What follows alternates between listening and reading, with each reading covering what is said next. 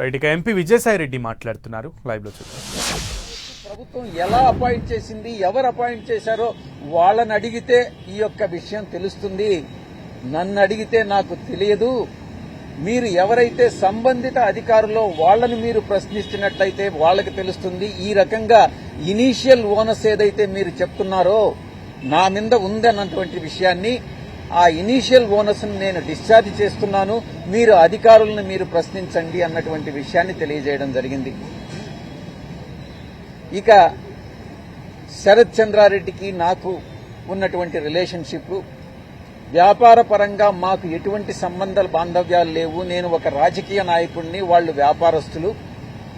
నా యొక్క కూతుర్ని వాళ్ళ ఇంట్లో మ్యారేజ్కి ఇవ్వడం జరిగిందే కానీ బియాండ్ దట్ ఏ రిలేషన్షిప్ లేదు, ఒక కుటుంబ రిలేషన్షిప్ మాత్రమే అన్నటువంటి విషయాన్ని చాలా స్పష్టంగా చెప్పడం జరిగింది.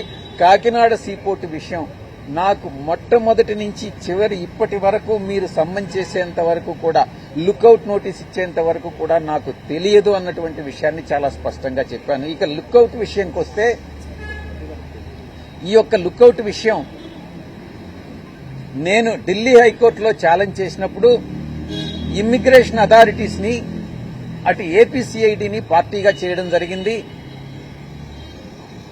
ఇమ్మిగ్రేషన్ అథారిటీస్ ఆర్గ్యుమెంట్ చేసేదానికి బదులుగా కోర్టులో ఏపీసీఐడి ఈ యొక్క కోర్టుకు జ్యూరిస్డిక్షన్ లేదు, ఏపీ హైకోర్టుకి ఆ పిటిషనర్ అప్రోచ్ కావాలి అన్నటువంటి ఆర్గ్యుమెంట్ను, వితండమైనటువంటి ఆర్గ్యుమెంట్ చేయడం జరిగింది.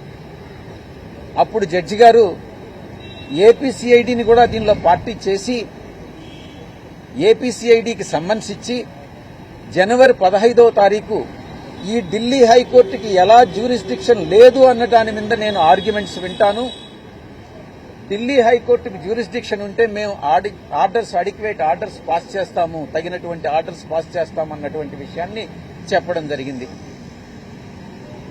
ఇక కేవీ రావు విషయంకి వస్తే, ఈ ఫిర్యాదు ఏదైతే ఇచ్చాడో ఆ ఫిర్యాదు తప్పుడు ఫిర్యాదు అని గాని ప్రూవ్ అయితే ఆ కేసుని ఏపీ గవర్నమెంట్ విత్డ్రా చేసుకున్నా, లేకుంటే కోర్టు ఈ ఫిర్యాదు తప్పుడు ఫిర్యాదనని గాని చెప్పినా,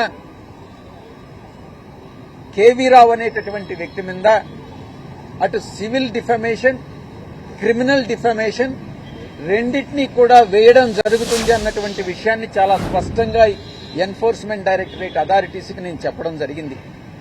ఎందుకంటే నేను ఈ యొక్క దీంట్లో ఎటువంటి ప్రత్యక్షంగా గాని పరోక్షంగా నా ఇన్వాల్వ్మెంట్ లేదు అని ప్రూవ్ చేసుకోవాలనంటే కేవీ రావు మీద డిఫమేషన్ వెయ్యాలి అన్నటువంటి విషయాన్ని నిర్ణయానికి వచ్చి ఎన్ఫోర్స్మెంట్ అథారిటీస్ కూడా నేను ఇంటిమేషన్ ఇవ్వడం జరిగింది, నేను చెప్పడం జరిగింది. ఎన్ఫోర్స్మెంట్ అథారిటీస్ ఇంకొక అడుగు ముందుకేసి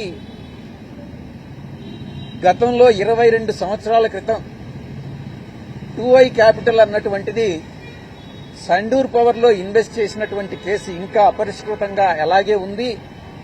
దాని గురించి మీరేం చెప్తారు, మీరు దానిలో డైరెక్టర్ కదా అన్నటువంటి విషయాన్ని పదే పదే గుచ్చి అడగడం జరిగింది.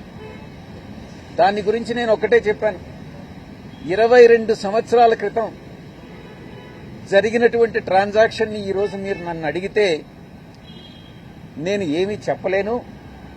రికార్డ్స్ వెరిఫై చేసి దాని విషయంగా మళ్లీ గాని మీరు పిలిస్తే నేను వచ్చి ఏదైనా చెప్పగలను అన్నటువంటి విషయాన్ని చెప్పి, వాళ్ళు అడిగినటువంటి 25 ప్రశ్నలకి సమాధానం చెప్పి